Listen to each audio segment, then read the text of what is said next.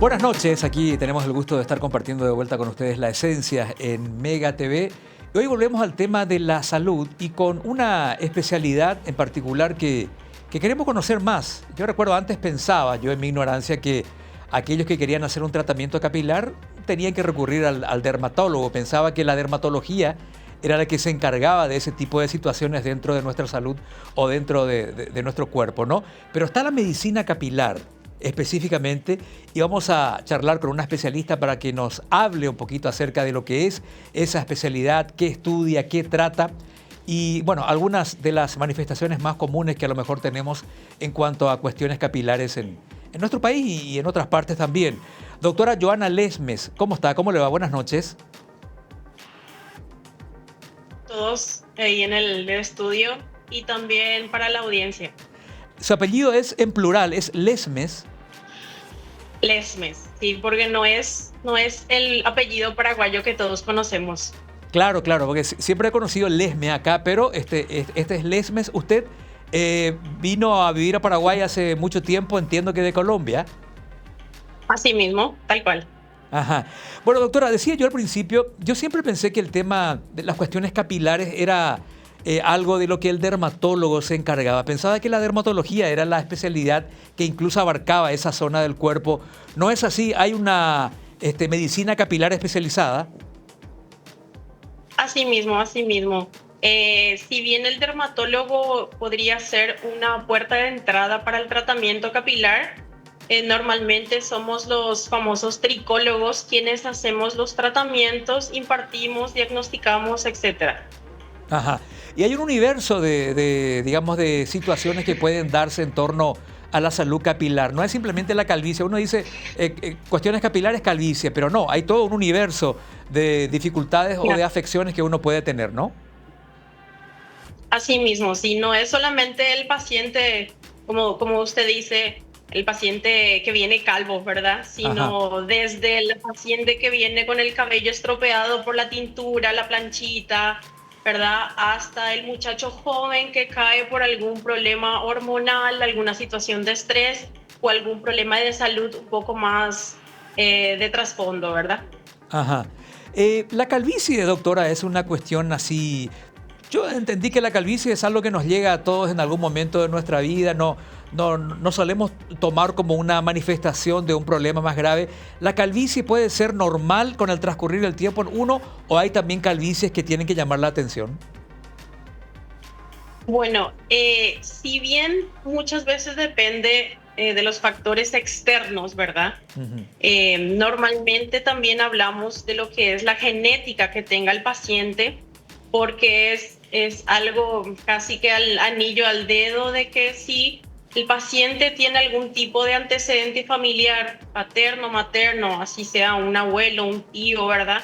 Que tenga algún grado de alopecia, caída de pelo, un adelgazamiento de la fibra capilar, puede estar más propenso a tener, igualmente que ocurre con otras patologías tipo la diabetes, hipertensión, etcétera, ¿verdad? Ujú. Entonces lo mismo ocurre con el cabello. Alopecia y calvicie es lo mismo, doctora, perdone la ignorancia. Sí, alopecia es caída de cabello. Ajá. Y dígame, ¿desde qué edad, digamos que es normal que empecemos a quedarnos calvos? ¿20 años, 25 años o no hay una edad para eso? Bueno, realmente no es normal quedarse sin cabello, ¿sí? Ajá. Siempre tiene que uno ver, encontrar la causa subyacente de esto, ¿verdad? Sea como recién dije, por una cuestión ya genética, ¿verdad?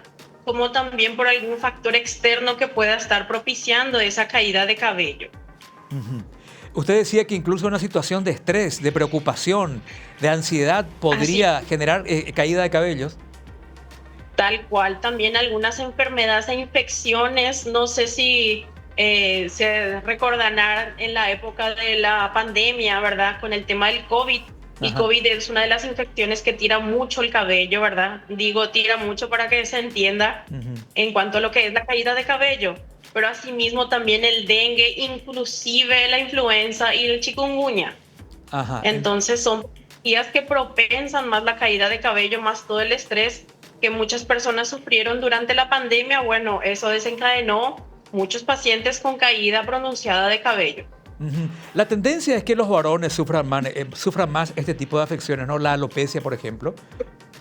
Así mismo, y justamente normalmente suele ser la famosa alopecia androgenética, ¿verdad? Que por un lado tiene el componente genético de un antecedente familiar y por el otro lado, bueno, básicamente es la testosterona la causante de la caída de cabello. No Mm, solamente en el varón, también en la mujer, porque las mujeres también tenemos testosterona. Y es claro. específicamente la porción de hidrotestosterona la que es la causante de la caída de cabello. Pero mire que yo he conocido pocas mujeres que tengan calvicie, por ejemplo, muy pocas. Si aparece la calvicie o la alopecia en una mujer, ¿es por algo en particular, doctora?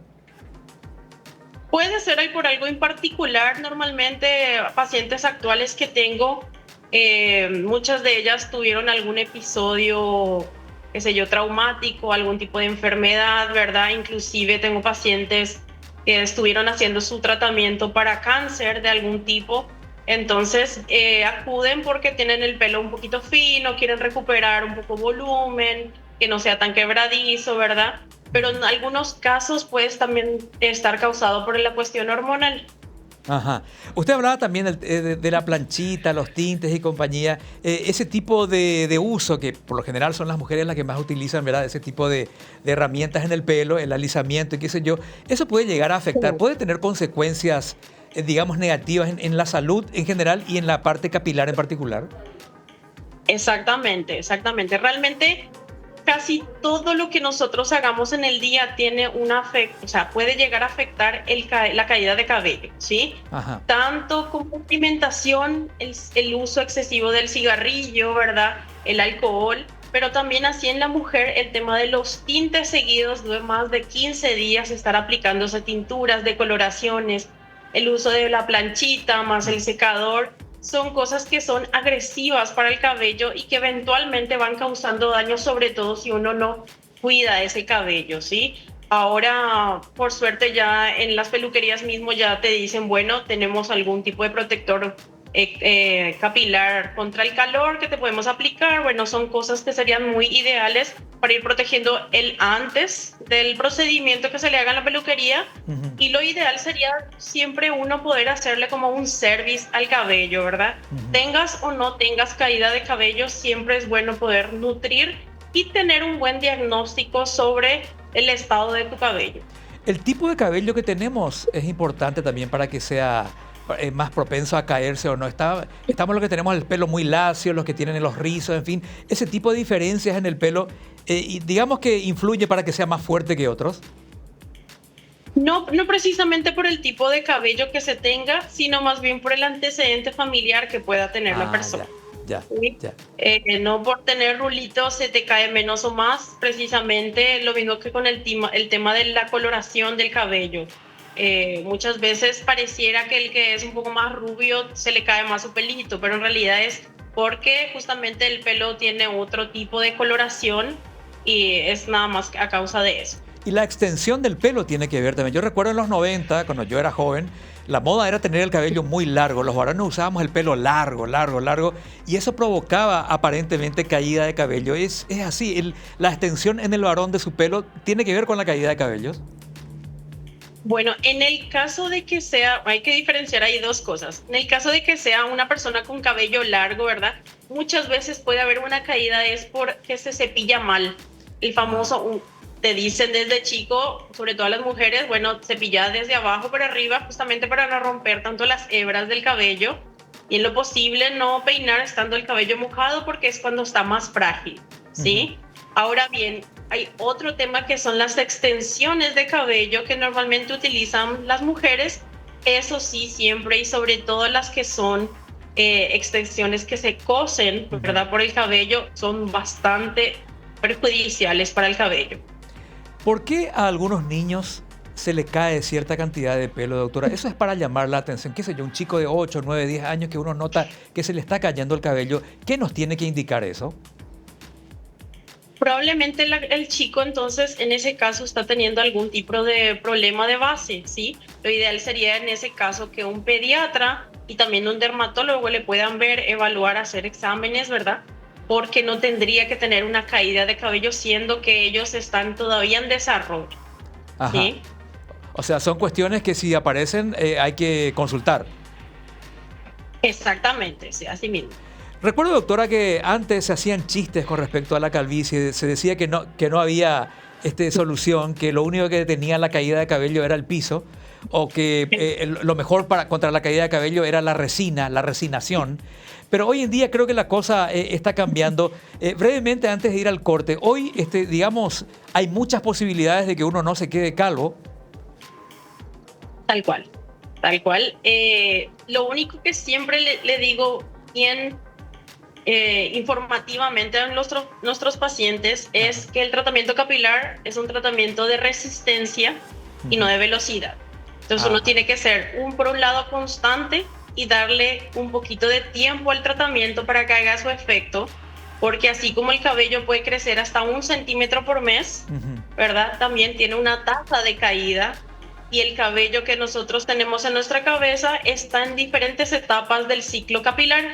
Ajá. Por lo cual el cabello puede caer inclusive hasta varias veces en el año, diferentes momentos del año, porque justamente están diferentes etapas de su ciclo capilar. Entiendo. Doctora, quiero ir a una breve pausa, si me permite, y a la vuelta seguimos charlando de esto que me parece tan interesante, sobre todo por la forma tan clara en que usted lo explica. ¿Le parece? Dale, perfecto. Vamos a una breve pausa y enseguida seguimos charlando con la doctora Joana Lesmes, especialista en medicina capilar.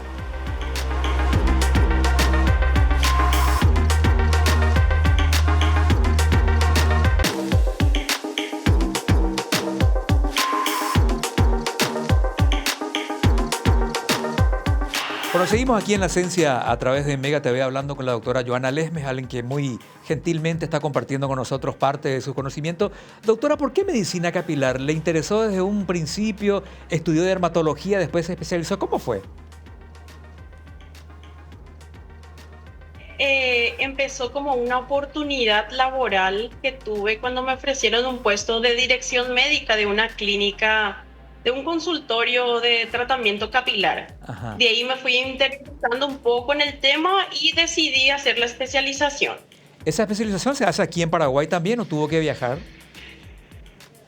Tuve que viajar, pero después posteriormente hice también la parte que se hace vía web para Vía terminar. web. Correcto. ¿Y ha ido a Colombia en todo este tiempo que estuvo aquí en Paraguay? ¿Ha ido a Colombia alguna vez? ¿Suele ir? Sí. En diciembre me fui la última vez. Estuve por allá unos días compartiendo con mis padres y mi hermana. Genial, genial. Ojalá conociéramos alguna vez Colombia, que siempre nos dicen que es muy hermosa realmente. Tiene todo Colombia. Doctora, volviendo al tema que nos compete hoy en esta noche, los tratamientos capilares. Después para llegar también a lo que son los implantes que hoy en día hay posibilidad de hacer. Los tratamientos capilares. A ver, cuando va un paciente y le plantea una situación, ¿es una simple inspección así física para saber qué es lo que tiene? ¿O hay que hacer estudios, análisis de sangre, qué sé yo? ¿Cómo se plantea? Bueno, tenemos las dos opciones. De hecho, que muchas veces conviene también tener algún tipo de laboratorio, ¿verdad? De todas maneras, hacemos una historia clínica del paciente en la primera consulta. Posteriormente se hace una evaluación capilar, ¿verdad? Básicamente revisamos a fondo la cabeza del paciente, ¿verdad? Cómo está su pelo, si hay algún tipo de grasitud, si hay alguna zona muy afectada, qué zona está más afectada, cómo se ve el cabello, ¿verdad? Si es necesario, utilizamos la microcámara para poder ver más de cerca los folículos pilosos y ver si hay algún tipo de daño justamente en el tallo piloso, ¿sí? Ajá. Entonces, de esa manera hacemos así la evaluación, y con eso, ya teniendo un diagnóstico del grado de alopecia que tiene el paciente, hacemos la recomendación en cuanto al tratamiento que debe seguir el paciente. Usted decía que el tratamiento es de resistencia, no de velocidad. Es decir, al paciente hay que decirle que tenga mucha paciencia, que no va a ver muy pronto los resultados. Se hace con medicamentos, con sesiones, con masajes. ¿Cómo se hace un tratamiento capilar común de alguien que quiera recuperar su pelo, digamos? De hecho, tenemos los productos que son los más comerciales que se venden en diferentes farmacias o lugares, ¿verdad? Que son el famoso finasteride vía oral y el minoxidil en spray o en gotitas, ¿verdad? Que también se puede tomar vía oral. En ese caso es como parte del tratamiento que todo el mundo tiende a conocer o que la mayoría de los pacientes que consultan ya saben que existe ese tratamiento. Ajá. Pero también nosotros ofrecemos lo que es la mesoterapia capilar, donde hacemos son microinyecciones no dolorosas en sesiones de 5 minutos, inyectando en la piel cabelluda los nutrientes que necesita el cabello para no caer más y para engrosarse. Ajá. ¿Sí? Y más o menos a partir del tercer mes empezamos a notar los resultados, como primero que todo, porque ya no notamos que cae tanto el cabello. ¿Sí? Ajá. Eso es lo primero. De repente nos dicen ya no cae más o cae un poquitito nomás cuando me baño, cuando me peino. Ajá. Posteriormente empieza a engrosarse el cabello que ya tenemos y el paciente de diferentes formas va notando. Uno, porque cuando de pronto se mira en el espejo ve como un poco más abultado el cabello, igualmente cuando toca su cabello tienden a decir que notan un poquito más abultado, ¿sí? Como que está más frondoso, o pasan la mano y no se siente tan delgadito el cabello, ¿sí? Ajá. Y también después ya viene el mejor momento a partir más o menos del 5.º mes, cuando las otras personas empiezan a notar también, ya te dicen qué te estás haciendo, te hiciste trasplante, tu cabello está más oscuro, te hiciste alguna tintura, pero en realidad está haciendo un buen tratamiento capilar juiciosamente con los productos que utiliza en casa, más sus sesiones de mesoterapia capilar. Ajá. Siempre decimos que uno de los primeros que nos avisa de que nos estamos quedando calvos es el espejo del elevador, donde miramos y notamos el redondito acá que está empezando. Esa es la zona donde por lo general empieza la calvicie, doctora. Y vaya uno a saber por qué, nunca supe por qué ese redondito de ahí atrás es lo que empieza a decirnos que nos estamos quedando calvos. Sí, lo que pasa es que normalmente empieza siempre es por la zona frontal. Pero Ajá. ¿qué pasa? Muchas veces no notamos en el día a día que tenemos de pronto cada vez un poquito más de entradas, ¿sí? Ajá. Entonces por eso usted dice en el elevador o nos quitaron una foto de arriba y hay como un poquito de peladito en la zona Sí. occipital, ¿verdad? Ajá. Entonces ahí como que vamos notando, pero no es necesariamente de esa forma. Si bien existen 7 grados de alopecia, ¿sí? Grados de caída de cabello, Ajá. no necesariamente va sí o sí en ese orden de 1, 2, 3, 4, 5, 6, 7, sino muchas veces el paciente por ejemplo, antecedente familiar en su familia, todos los pacientes, todos sus familiares tienen una caída básicamente frontal y de la zona del vértex, pero no tanto así de coronilla, por ejemplo. Sí, tiene un tipo diferente de patrón de alopecia, pero igualmente, sí, por lo general es cuando alguien les dice, che, te estás quedando un poquito peladito. Doctora, cuando llega el tratamiento capilar y se llega a la conclusión de que ese pelo ya no va a salir más naturalmente o con tratamientos, ahí llega el momento de los implantes o de recomendar el implante capilar. Así mismo. Porque como les suelo decir a los pacientes, si ya no hay más un folículo, ¿verdad? Si ya no hay más una raíz, una semillita de la planta, no va a salir nunca una flor. Ajá. Entonces yo le puedo inyectar lo que le inyecte, pero va a ser casi imposible poder recuperar el pelo en esas zonas, como suele ser el caso de un paciente que tiene ya un grado de alopecia 6, obviamente un 7, o pacientes que tienen entradas y la zona frontal bastante afectada. ¿Sí? En ese caso, ya hacemos la recomendación de hacer la consulta con nuestro cirujano para que le pueda evaluar nuevamente, así como ya se le evaluó la primera vez, solamente que en este caso sería con el cirujano, para que le pueda pasar cuántas unidades foliculares necesitaría para su trasplante. Y todo eso ya se hace en nuestro país, doctora. La modernidad, digamos, de los trasplantes capilares han llegado a Paraguay. Sí, así mismo, y justamente con las mejores técnicas que en este momento se hacen en el Paraguay. Ajá. Y dígame, el paciente que decide hacerse un trasplante o un implante capilar, ¿cómo tiene que estar de salud? ¿Hay algunas condiciones que se tiene que evaluar? Usted hablaba de un cirujano que es el que va a encargarse de hacer eso. Las evaluaciones previas, ¿qué buscan determinar o detectar, doctora? Bueno, por un lado se le pide un laboratorio completo, sobre todo porque tenemos que ver, uno, que el paciente no esté con algún tipo de infección latente en el momento, ¿verdad? Ajá. Tampoco que sea algún tipo de infección contagiosa, más aún por la sangre. y también para ver cómo está sobre todo el tema de la coagulación, porque si bien el trasplante capilar es un procedimiento mínimamente invasivo, va a haber un poco de sangrado.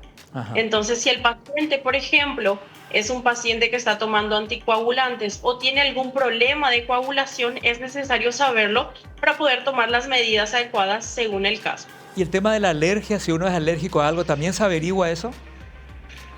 Sí, pero realmente para el trasplante es una anestesia local. Ajá, El paciente requiere un poquito de algún tipo de tranquilizante suave, como para que, porque por lo general se duermen los pacientes durante el procedimiento, ajá. ¿sí? Como unas cuantas horas nomás que está en el quirófano. Entonces no es necesario ver si tiene algún tipo de alergia a medicamentos porque no se utilizan. Ajá. Los implantes todavía son reservados, como mucha gente cree, a gente de buen poder adquisitivo, o hoy en día ya está al alcance de una mayor cantidad de gente, doctora. Realmente ya está al alcance del pueblo, ¿verdad? Ya no es solamente para que viajen a Dubái a hacerse un trasplante capilar y vengan con un turbante en la cabeza, ¿verdad? Después de la cirugía. Pero igualmente también va a depender mucho del grado de alopecia que tenga el paciente y de la cantidad de unidades foliculares que requiera. Ajá, Normalmente, un paciente que tiene un poquito de entradas, ¿verdad? Que estemos en un grado 5, 6, ¿verdad? Muchas veces necesita solamente para su entrada unas 2.000 unidades. Y bueno, ahí ya se maneja un precio estándar, básicamente universal, aquí en la China, ¿verdad? Pero que igualmente el cirujano, dependiendo del trabajo que vaya a ver que va a tener, puede bajar ese precio y entonces muchas veces es un precio adecuado para cualquier tipo de persona que quiera acceder al trasplante capilar. o sea que hay posibilidades hoy en día entonces. Perdone la ignorancia, doctora, pero si yo me hago un implante capilar, por ahí es una tontería lo que pregunto, ¿eso que me implantaron crece? Sí, así Ah, mismo. no me diga que Más o crece. menos va a tardar unos 3 meses en poder empezar a notar un poquitito ese implante que está creciendo, ¿sí? Ajá, Porque en los primeros días lo que vamos a tener es como una costra que queda ahí en la superficie del cuero cabelludo, que posteriormente va a ir cayendo con los lavados porque no hay que frotar, ¿sí? El ajá. paciente se le da 1 o 2 días de un reposo, ¿verdad? Se le dan algunas indicaciones como no exponerse al sol, hacerse su curación diaria, pero posteriormente, más o menos a partir del tercer a quinto mes, el pelito ya empieza a salir Ujú. y ya sale normal, como es la zona donante del cabello. Que en el caso del trasplante capilar siempre utilizamos la zona de atrás de la cabeza, la zona occipital, Ajá. Y- porque es justamente la zona donde tenemos los mejores folículos, las mejores unidades foliculares con 5 a 6 cabellos. Ya, ya. Bueno, y finalmente, cada vez son más los paraguayos que se animan a hacer un implante de capilar entonces, ahora que está más al alcance de la gente promedio, digamos, en cuanto a sus ingresos. Sí, así mismo. Ajá. Doctora, ha sido un placer poder escucharla. Usted ha compartido parte de sus conocimientos de manera muy clara y quedamos, digamos, con la posibilidad de seguir charlando con usted acerca de su especialidad y otras cosas que a lo mejor hoy no tocamos, pero que bien valdría la pena poder tocar en una próxima oportunidad. Excelente, cuando gusten. Muy amable, la doctora Joana Lesmes. Ella es experta en medicina capilar, hablando hoy en general de los diferentes asuntos que tienen que ver con esa parte específica de nuestro cuerpo. Ya vamos a llamarla de vuelta para hablar de otros temas. Hasta la próxima en La Esencia aquí en Mega TV.